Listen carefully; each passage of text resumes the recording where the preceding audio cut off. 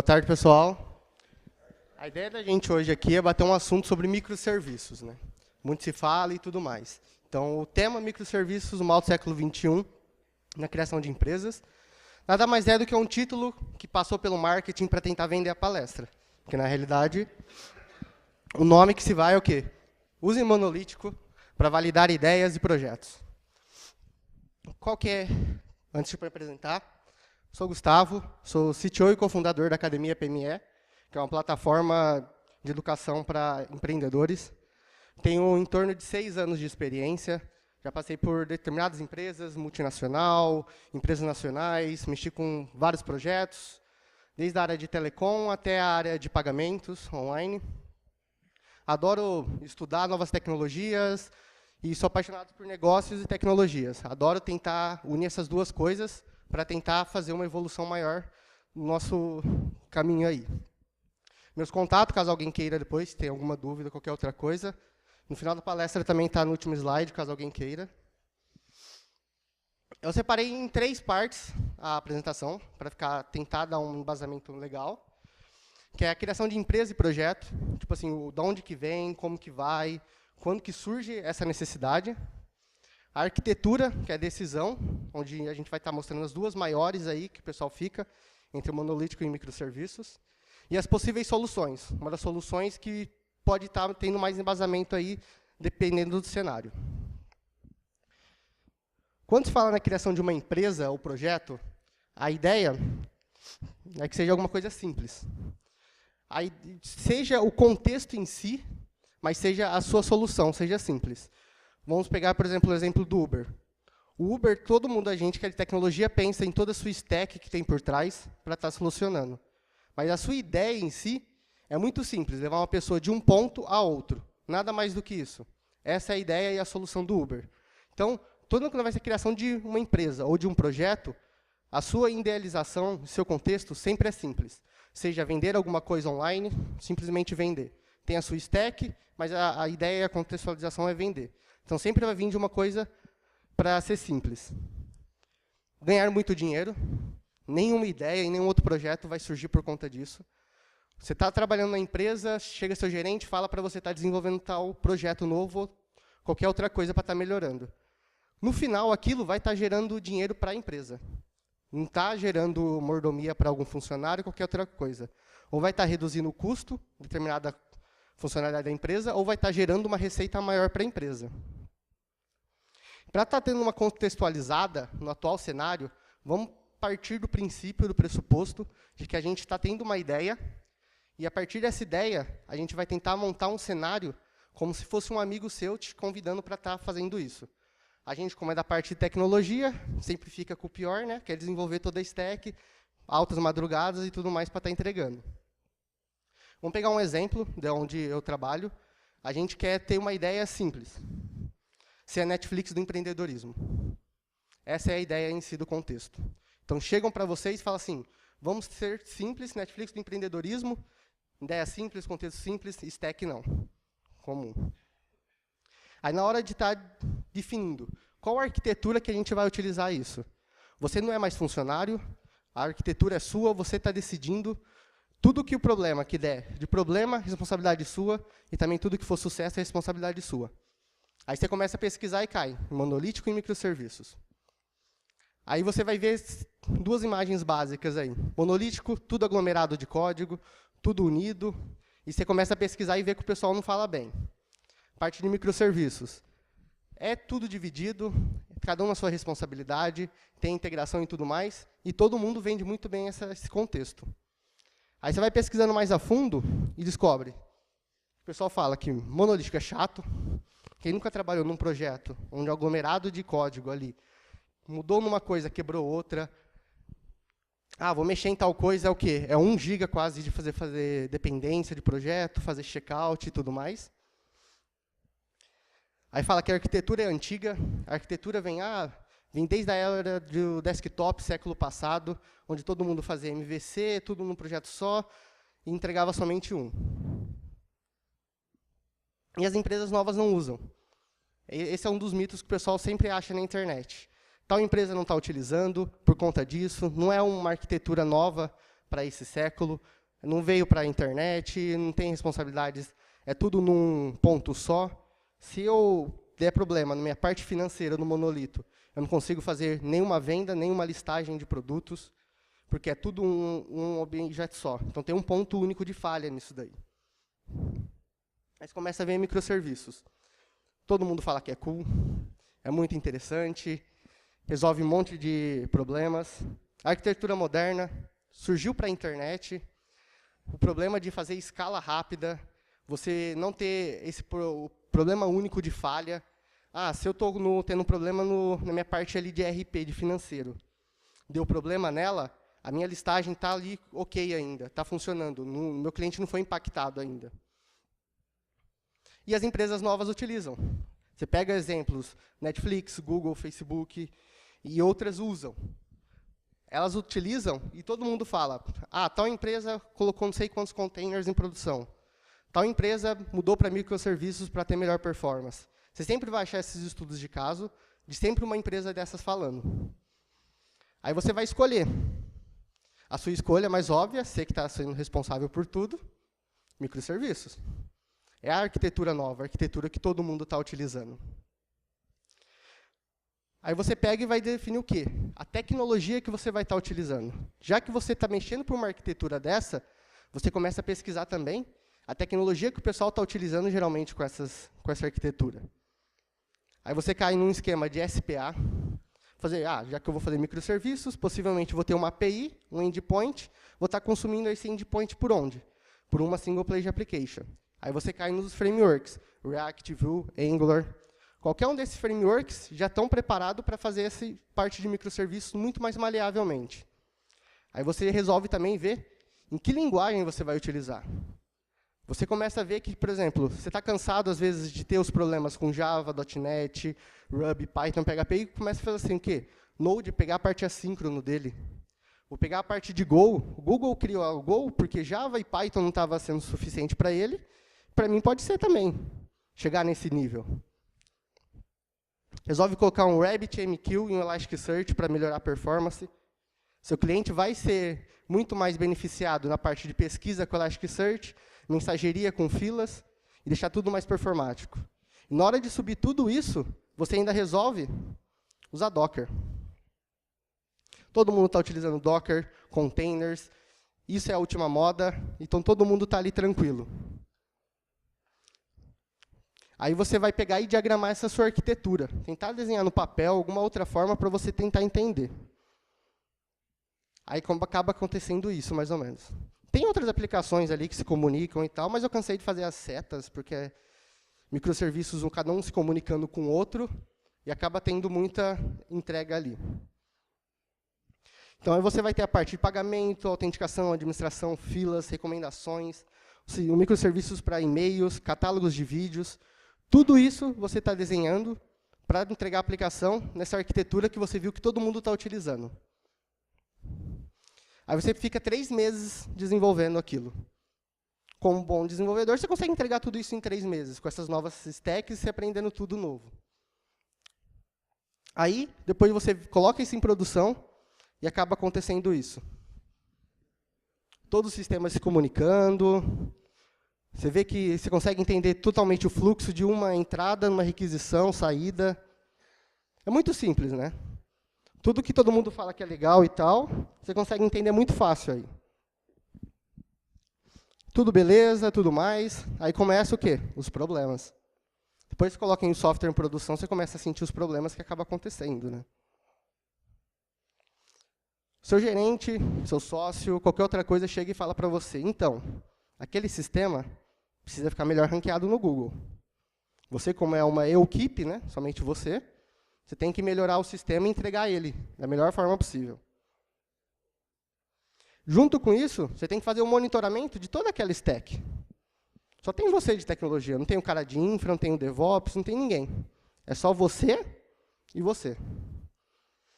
Aí, com o monitoramento, você acaba pegando o quê? Umas perdas de dados, que é todo o tráfego lá, você não loga correto a sua aplicação, você não vê onde uma requisição vai, para qual serviço vai e onde vai, acaba tendo sempre uma perda ou de dados, ou um serviço caindo, já que você preferiu colocar um RabbitMQ aí. O Rabbit caiu, as filas estão lá processando, você tem que subir novamente. Serviços. Um Elasticsearch. Tem que subir novamente, caso cair. Então, há sempre esses tipos de problema, e só está você no cenário só. Mas você consegue, tranquilamente, altas noites, madrugadas afora, consegue melhorar o ranqueamento, monitoramento ali, continua, e vai tentando achar umas ferramentas ou outras para estar fazendo a subida e a descida de serviços e dados. Mas começa a faltar o tempo para as novas features. Então, aí aquele momento em que você pega e fala, é hora de aumentar o time.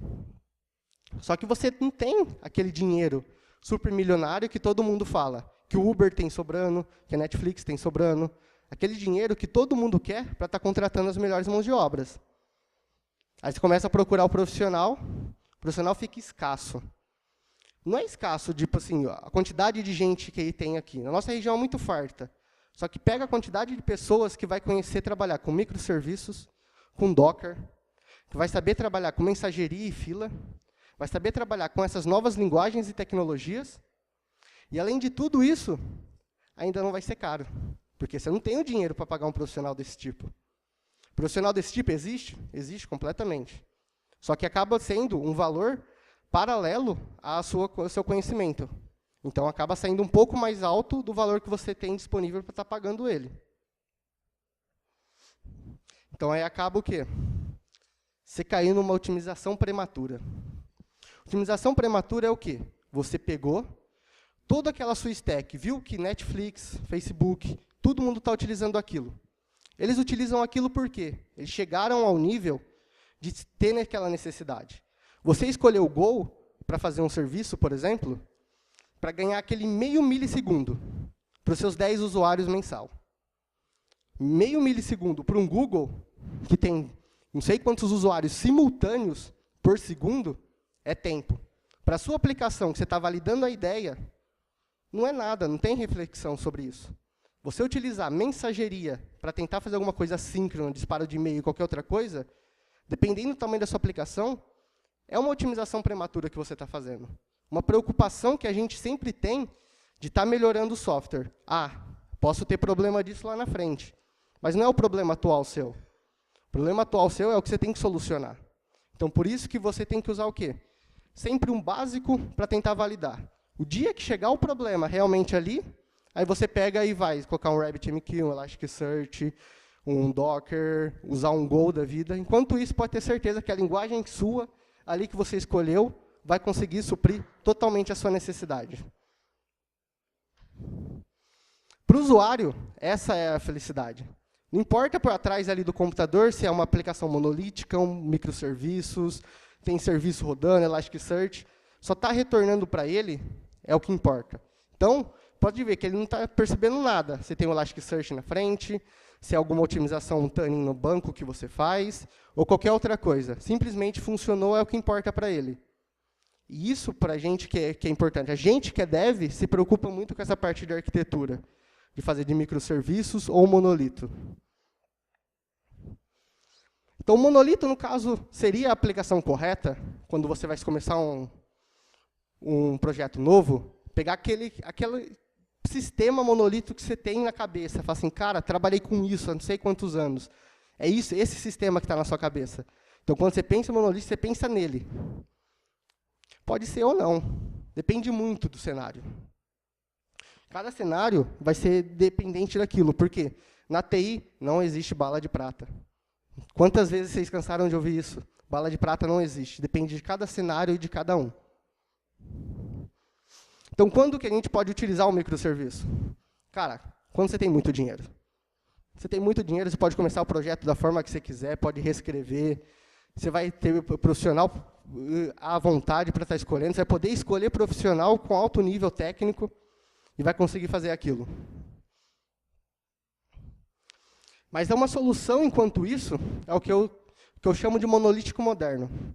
Se tirar daquela sua cabeça aquele monolítico que você tem, de 5, 10 anos atrás, que você só dava problema, só tinha dor de cabeça com aquilo, você tinha pesadelos com aquilo à noite, simplesmente, esse não é o monolítico atual. Houve uma atualização e uma modernização nesse monolítico. E a arquitetura de um monolítico moderno é como? A mesma de antigamente. Nada muda. Você pode ver que todos aqueles serviços hoje conseguem se englomerar somente num sistema. Então, em vez de você ter aqueles vários microserviços se comunicando, somente um sistema, um monitoramento somente, consegue estar entregando tudo aquilo para os seus 10 usuários comum, né? Porque você está começando agora, você só tem 10 usuários, não tem 1 milhão de usuários, 100 mil usuários simultâneos. Então, o monolítico moderno, ele começa em algumas fases para você estar implementando ele. Não é somente você começar lá e estar tranquilo, entrar em produção e já era. Vai acabar acontecendo sendo esse monolítico que você tem em pesadelos ainda. O monolítico moderno começa o quê? Testado. E testado não uma vez, 2 vezes. Teste, teste, teste, teste. Quantas vezes já ouviram falar de teste? E, além disso, ele tem que estar estruturado para evoluir e escalar. Não é somente você criar ele, pegar o scaffold que vem geralmente ali do sistema e entregar em produção. Tem que ter uma melhoria e alguma implementação sua ali. Começar com os testes, né? Testes, eu acho que a maioria aqui está cansado de ouvir. Teste de unidade. Quantos praticam teste unitário aqui, teste de unidade? Está vendo que tem muita gente que ainda não pratica, né? Teste de integração. Quantos? Teste de aceitação. Aí começa a doer o corpo, né?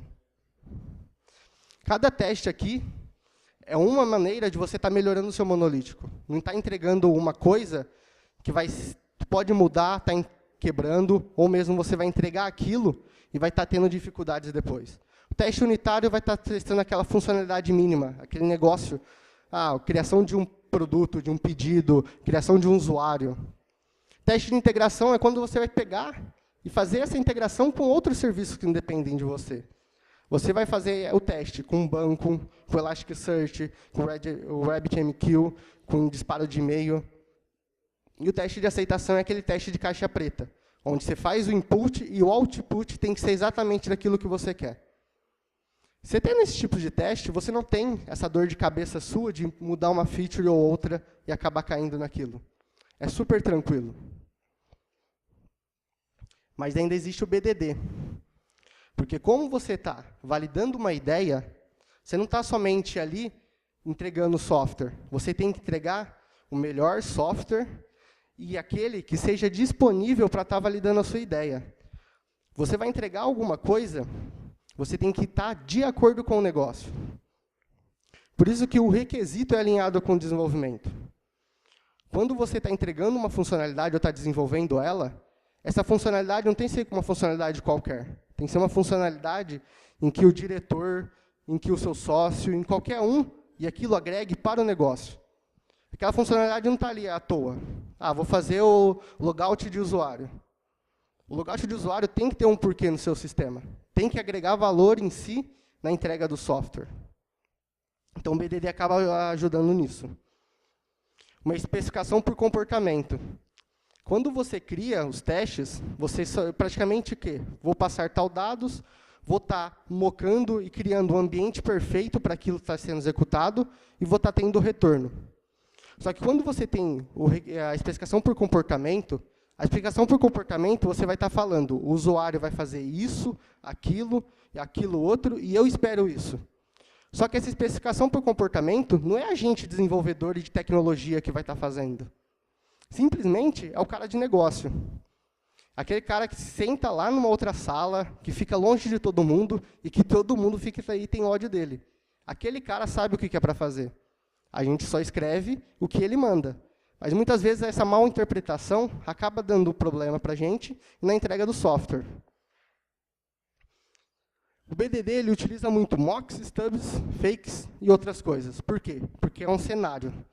O próximo slide tem um exemplo de como que seria uma especificação de BDD, onde você vai ver que a gente tem que montar um cenário perfeito para estar rodando aquilo.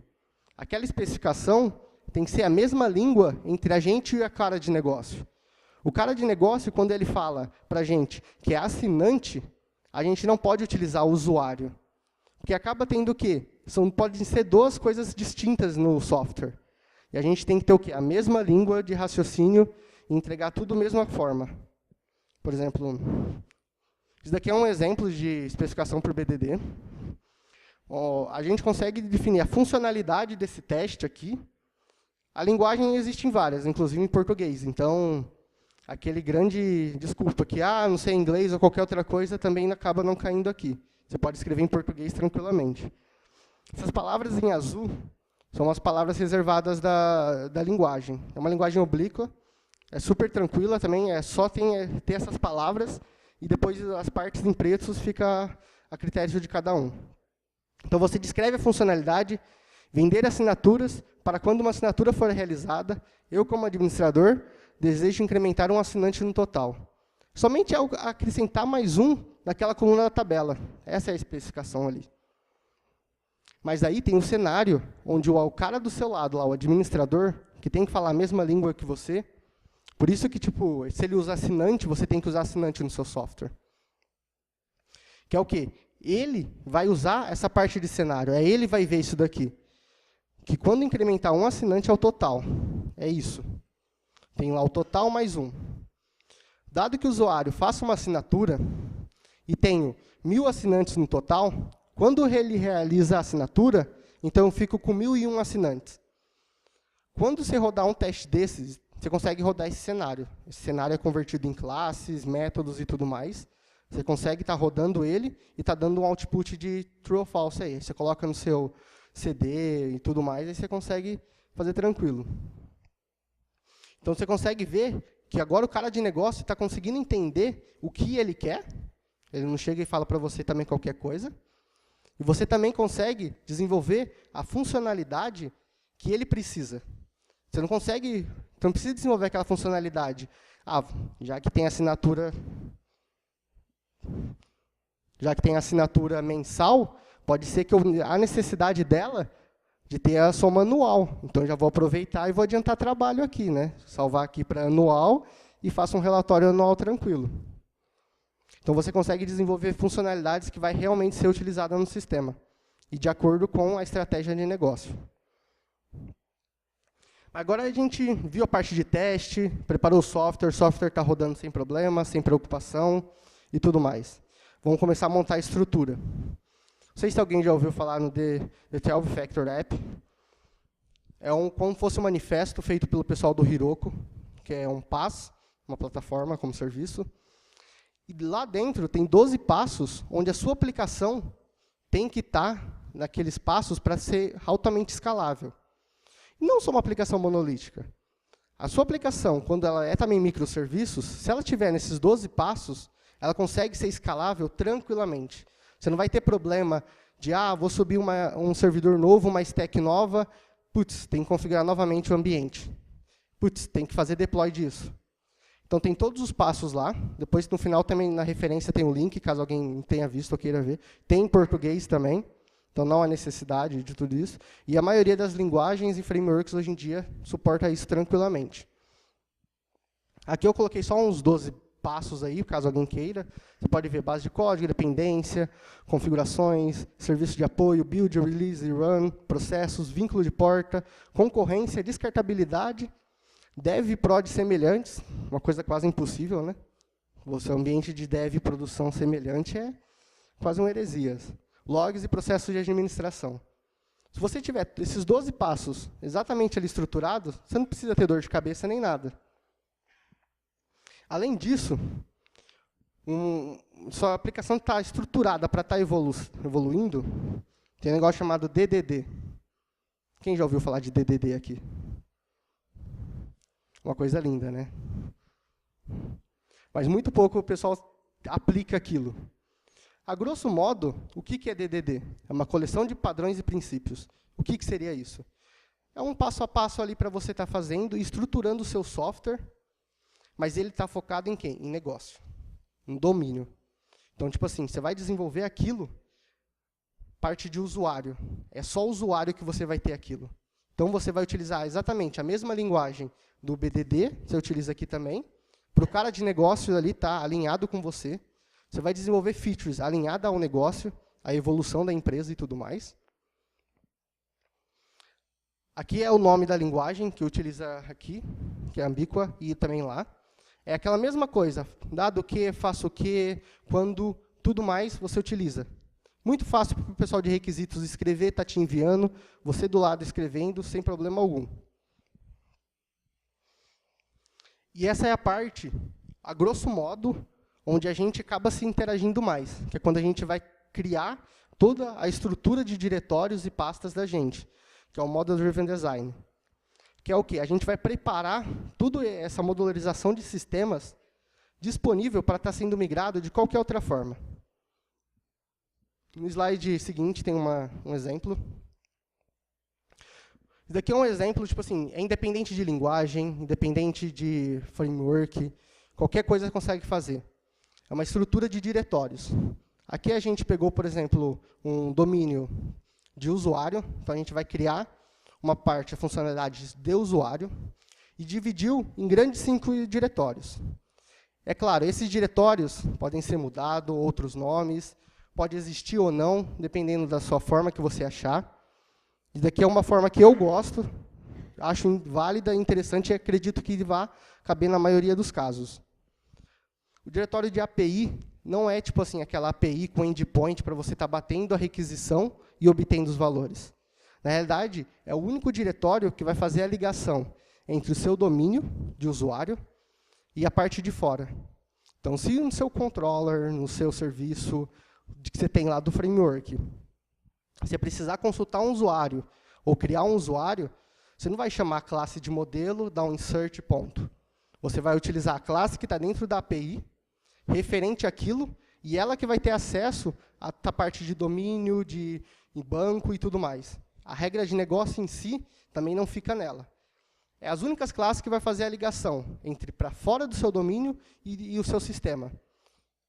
A parte de domain ali é onde fica as classes, onde vai ter a regra de negócio, o seu serviço, vai fazer a inserção de dados, onde ela vai conhecer tudo. Ela não tem dependência nenhuma externa daquela pasta. Então, aquela pasta inteira é onde está o core em si da sua aplicação, da sua funcionalidade. Então, é ela que você vai acabar entregando e vai estar agregando um valor a você. A parte de infraestrutura nada mais é do que, às vezes, o seu domínio precisa de ter um acesso, disparo de e-mail. Só que hoje em dia você consegue mudar a parte de e-mail. Vou estar disparando pela SendGrid hoje, amanhã por Spark Post, amanhã eu vou estar usando uma Amazon para disparar e-mail. Tudo isso muda. Mas o seu domínio, como ele não pode saber nada, nenhuma dependência fora dele, que pode estar influenciando, você vai usar a parte de infraestrutura para estar fazendo essas mudanças. Então, o seu domínio não sabe como está sendo disparado o e-mail. Ele só quer que dispare o e-mail. A parte de infraestrutura que vai fazer essa integração com determinado e-mail e tudo mais, e vai estar disparando o e-mail da sua necessidade. E a parte de presentation. A parte de presentation, quantas vezes você precisa de ter uma validação na view ali, para estar mostrando determinado campo? Quantas vezes você precisa? Preciso devolver a API com JSON, mas preciso mudar os campos para não ficar igual da tabela. Então, essa parte de presentation, simplesmente, é a parte onde você vai fazer essa validação antes de dar o output para fora desse modelo. Então, onde você vai estar mudando o campo, tirando o ID de resposta, vai estar formatando datas. Toda essa parte de classes fica tudo aí, tudo separado. E a parte de testes, onde aí vai o BDD, DDD, DDD e asterisco DDD da vida. Essa é uma estrutura de DDD. Isso, é claro, a grosso modo. Existe outro N padrões, N outras coisas. Isso daqui é só um pontapé para vocês entenderem que há formas melhores de fazer o monolítico. Porque o que importa realmente num software é isso. É a evolução dele, dependendo da sua necessidade. Você começa com monolítico, aí tem lá N aumento deles, mudança e tudo mais, até que você consegue entender que hoje em dia a sua necessidade não é um microserviço, vai ser uma arquitetura orientada ali. Então, você vai começando a mexer uma orientação um pouco melhor ali, vai migrando ali um pouco, até chegar ao ponto em si que você precisa de microserviços. Quando o seu software não aguentar mais requisição, processamento, Estou tendo muito problema com a parte financeira que está afetando no checkout do cliente. Estou tendo muito problema com a parte de administração que está interferindo na hora de listagem dos vídeos nos meus funcionários, nos meus clientes, assinantes, tudo mais. Quando esses pequenos problemas vão chegando a você, aí sim é a hora de você ir para microserviços. Enquanto isso, pode ter certeza que o monolítico vai fazer você faturar, vai fazer o seu gerente, todo mundo ficar feliz. E você não vai ter tanta dor de cabeça assim. Então, hoje não vamos fazer otimização prematura, vamos ficar todo mundo feliz, entregar o software tranquilo e não ter nenhum problema. Alguém tem alguma dúvida, alguma outra coisa? Fala aí, pessoal. Vamos lá, dúvidas? Aquele homem, minha gente. Vai, Samuca.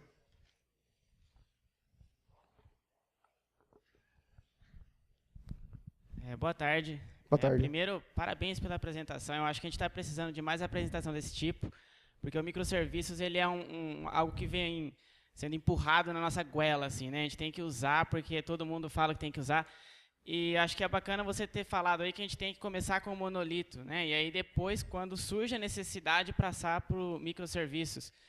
E é interessante porque até o criador do termo microserviços, que eu não lembro exatamente quem foi agora, mas ele mesmo, ele viu a besteira que ele fez, e ele mesmo fala hoje que é assim, olha, eu não falei aqui para ninguém começar um projeto com microserviços, vocês são tudo louco, ele fala.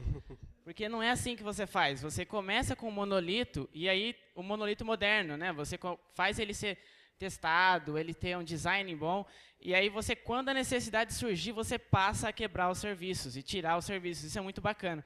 E aí eu queria aproveitar e fazer um call to action também para o Christopher aqui, para planejar uma mesa redonda sobre microserviços, que eu acho que é muito bacana isso, né? Para a gente fazer, juntar mais gente, trocar ideia, porque dá dó de ver os projetos começando com microserviços, e aí você fala o que é consistência eventual, a pessoa não sabe o que é. Ela está se enfiando no meio disso e não sabe o que é consistência eventual, não sabe que ela está usando um protocolo HTTP que não é transacional para fazer comunicação entre esses serviços, ela está se estrepando ali, para ser bem sincero, e ela não sabe o que ela está fazendo. Então, eu acho que se a gente podia fazer, tem muito para se extrair ainda disso. E, sim, mais uma vez, parabéns pela apresentação. Muito obrigado, bacana. Obrigado. Tipo assim, a parte de todo mundo fala, vamos utilizar microserviços, vamos utilizar tal linguagem. Todo mundo está vendo isso daí, mas, na realidade, muitas vezes não é o seu cenário.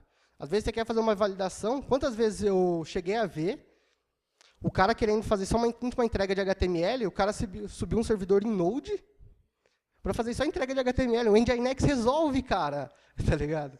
E o pessoal começa a colocar o quê? Coloca muita coisa, vou colocar isso daqui porque o pessoal está utilizando, não falaram isso e não pesquisa antes. Então, é muito o que se falar. Cara, tem empresas aí que ganham milhões hoje só com monolito, entendeu? E não são pequenas empresas, não. Você pega aí a parte do Stack Overflow, quanta parte dele é monolito, ele é um dos maiores sites acessados, né? Então, é realmente isso, não ver a sua necessidade e a necessidade de negócio, realmente de cada um. Mais alguma pergunta? Mais alguém, pessoal? Dúvidas? Não, Rafa? Sério? Vai ficar vermelho agora? Essa altura do campeonato?